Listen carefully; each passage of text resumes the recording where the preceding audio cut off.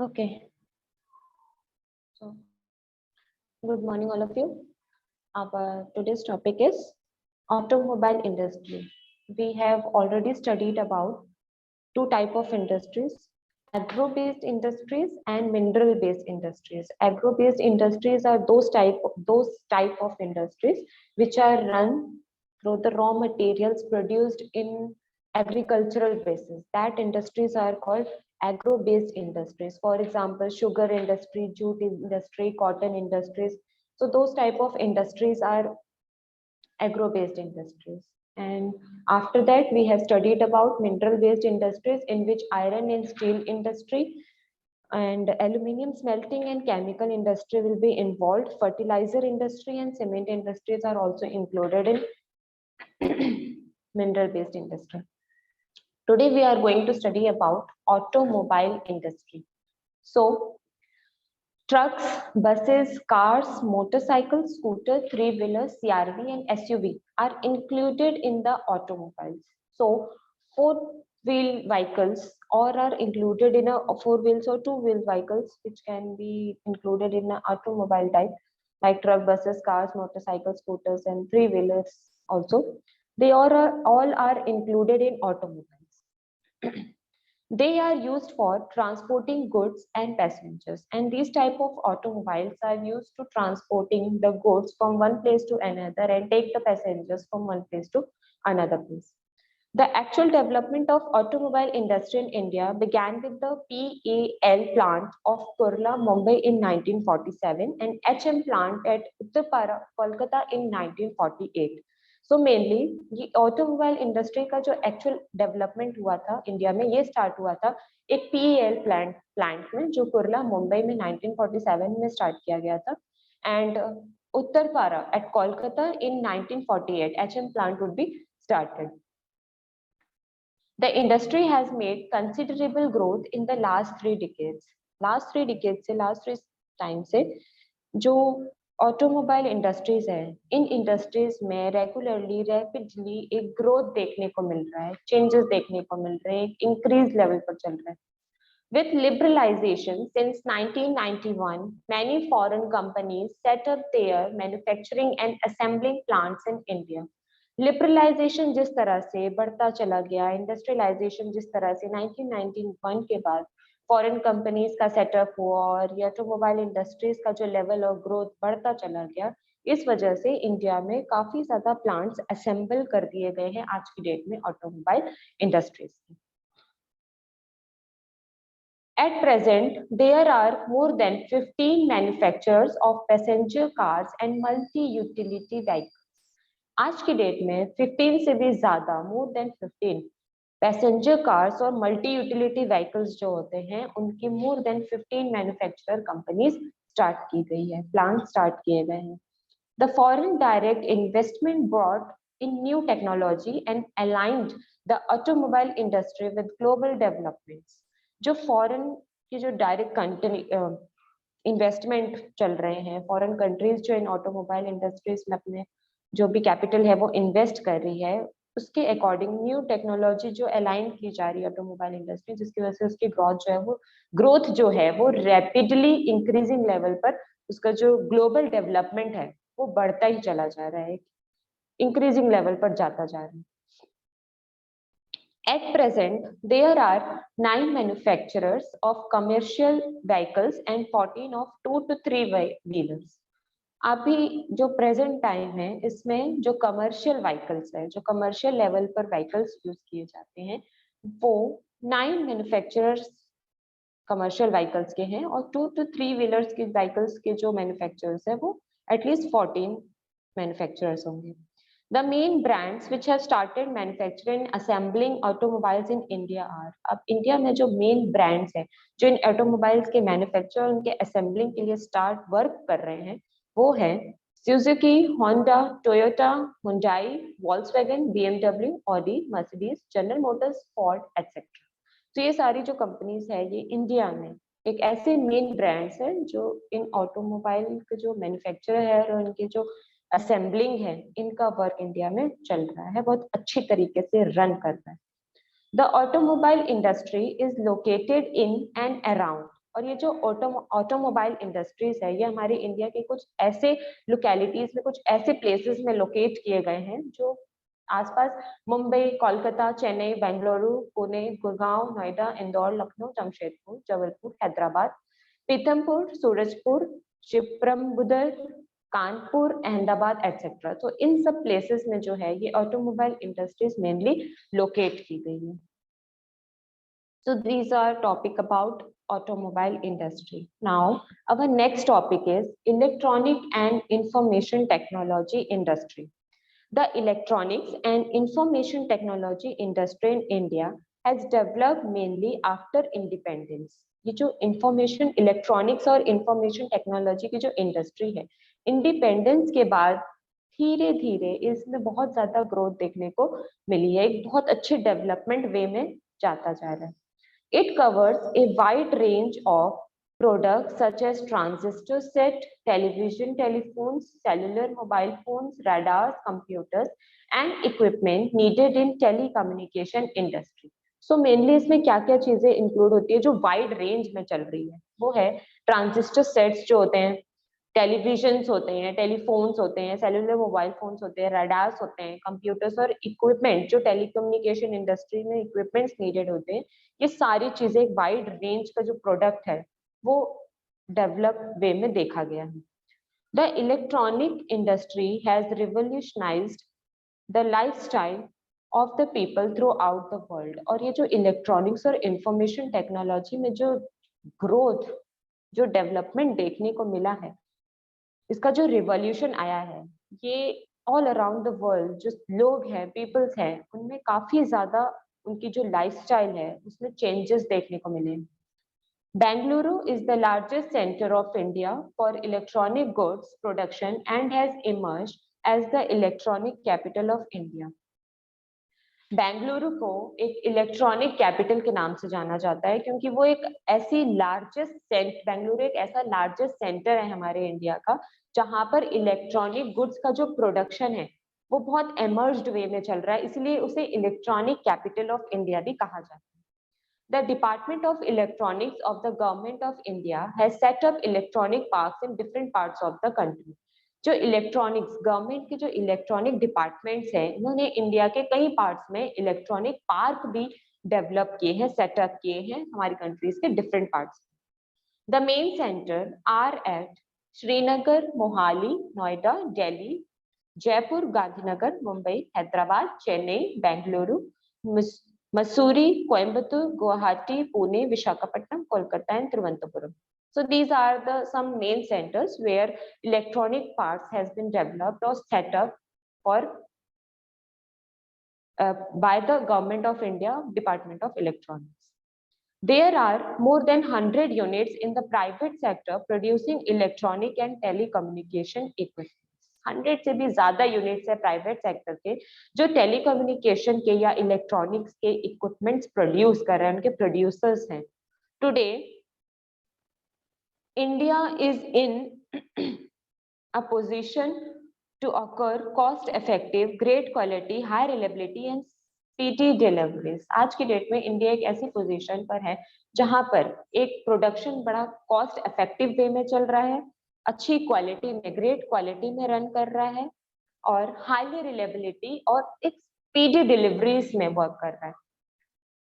India has already captured software market of some of the advanced country of the world like USA, UK, Japan and many European countries. So India जो है market level पर एक software market level पर उन countries के साथ compete कर रहा है जो कंट्री जो एडवांस कंट्रीज रही है वर्ल्ड की, जैसे कि यूएसए, यूके, जापान और कुछ यूरोपियन कंट्रीज है जो एडवांस कंट्रीज रही है। आज की डेट में India as a capitalisation software market के फॉर्म में एक एडवांस कंट्री को compete कर रहा है।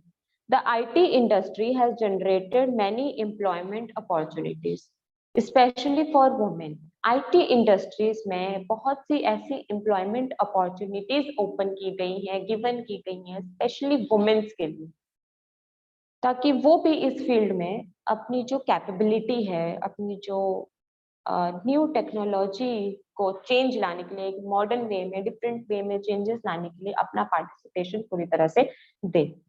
इसीलिए स्पेशली फॉर वुमेन बहुत सारी एम्प्लॉयमेंट अपॉर्चुनिटीज जो है वो आईटी इंडस्ट्री में वुमेन्स को भी प्रोवाइड की गई।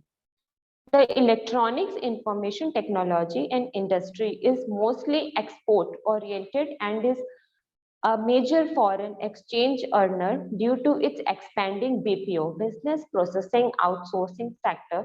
The growth of software and hardware is key to the success of IT industry.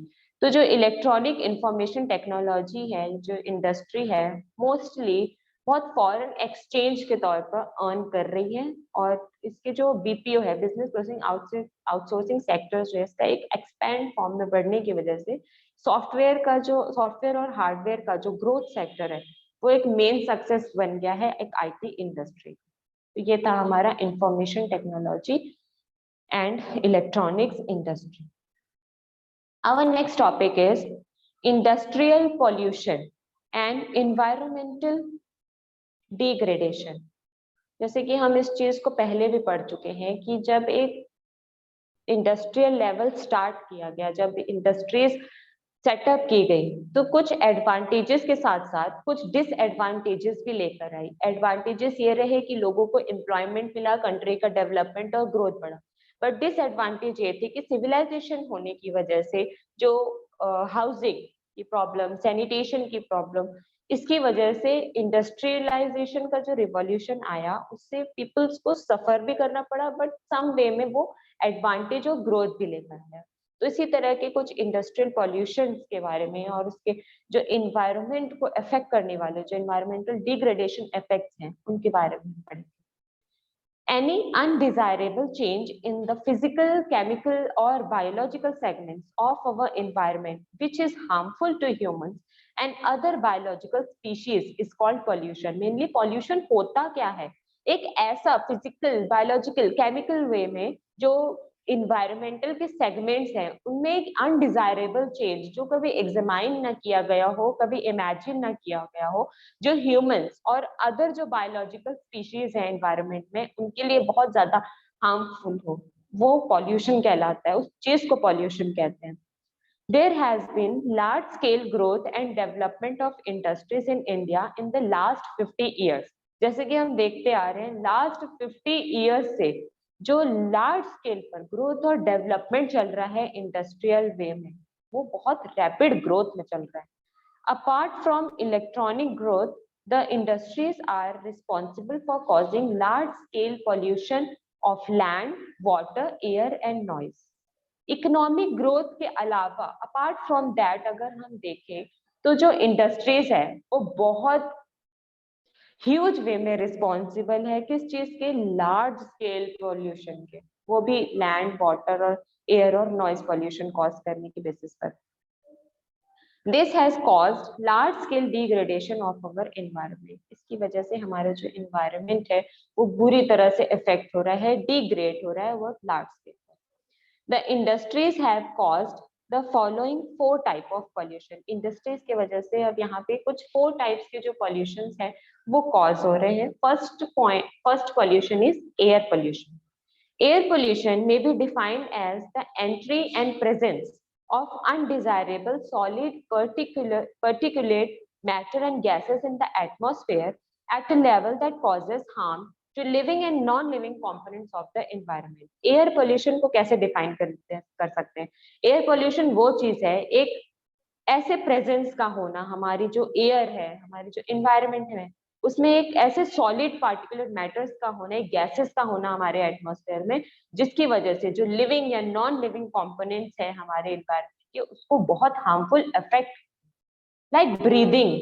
When we breathe some components can go through our breathing process। So वो जो सॉलिड कंपोनेंट्स एयर में मौजूद होंगे, harmful components air में present होंगे, तो वही components हमारी बॉडी के इंटरनल ऑर्गन्स में जाएंगे और उनको अफेक्ट करेंगे, चाहे वो लिविंग कंपोनेंट्स हो या नॉन लिविंग कंपोनेंट्स हो। ये कंपोनेंट्स जो मैटर होते हैं, सॉलिड मैटर्स होते हैं पर्टिकुलर, जो पॉल्यूशन के जो प्रेजेंस होती है हमारे एनवायरनमेंट में, वो दोनों कंपोनेंट्स को इफेक्ट करती है। The major source of air pollution are smoke and gases. Mainly जो स्मोक और गैसेस होती हैं वो एयर पोल्यूशन का एक मेन कॉज होता है.